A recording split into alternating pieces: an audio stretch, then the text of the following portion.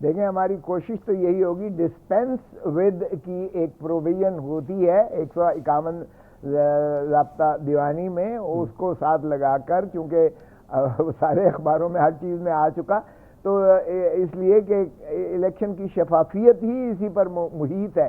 Supreme court نے بھی یہی کہا، الیکشن کی شفافیت، الیکشن کی کریڈیبلٹی، الیکشن کو کوئی تسلیم نہیں کرے گا، یقین کریں، نہ بین الاقوامی طور پر تسلیم کیا جائے گا، نہ پاکستان میں کوئی تسلیم کرے گا۔ اگر ہم نے بے یقینی کی کیفیت ہی پاکستان میں جاری ہو ساری رکھنی ہے تو پھر یہ ڈرامہ رچانے کی ضرورت ہے ہی نہیں الیکشنز کی۔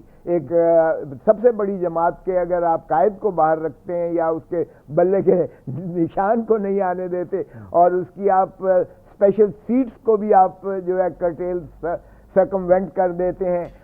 خود سب صورتحال تو سب کے سامنے، لیکن قانون بھی فالو کرنا ہے سب نے، اور قانون کے مطابق آپ کے پاس 12-13 تاریخ تک کا وقت ہے۔ اگر یہ وقت گزر جاتا ہے تو پھر پاکستان تحریک انصاف کا پلان بی کیا ہوگا؟ پلان بی ہے ہمارے پاس، لیکن میں ظاہر ہے کہ اس وقت نہیں چاہتا کہ اس کو بیان کر دوں، کیونکہ ہمارے ماشاءاللہ بہی خواہ بہت زیادہ ہیں، ہمارے جو دوست احباب بہت زیادہ ہیں، سو میں نہیں چاہتا کہ اس کو پری میچورلی ڈسکلوز کروں، لیکن یقین کیجئے گا ہمارے پاس پلان بی بھی ہے، پلان سی بھی ہے۔ چلیں کھوسا صاحب، آپ بے شک یہ نہ بتائیں، لیکن یہ بتا دیں کہ پاکستان تحریک انصاف کو اگر بلے کا نشان نہیں ملتا واپس، تو پھر آپ کے امیدوار کس ٹکٹ پر، کس نشان پر الیکشن کنٹیسٹ کریں گے؟ ایک چیز تو یہ دیکھ لیجئے گا، تمام تر جبر اور استدلال کے باوجود پاکستان تحریک انصاف کے سب سے زیادہ پاکستان کی تاریخ میں ہمارے امیدواروں نے جو ہے کاغذات نامزدگی داخل کروائے ہیں، اس کے باوجود کہ ہمارے امیدواروں کو اٹھا لیا جاتا تھا، ہمارے کاغذات جو ہے وہ ان سے چھین لیے جاتے تھے، وکلا تک کو انہوں نے پابا سلاسل کر کے 216 کے پرچے درج کر کے اندر کر دیا۔ وہ تو ٹھیک ہے کھوسا صاحب، لیکن اگر آپ کو بلے کا نشان واپس نہیں ملتا، پھر آپ کی یہ جو 2400 سے زائد امیدوار ہیں، ان میں سے جو الیکشن کنٹیسٹ کریں گے وہ کس نشان کے اوپر الیکشن کنٹیسٹ کریں گے؟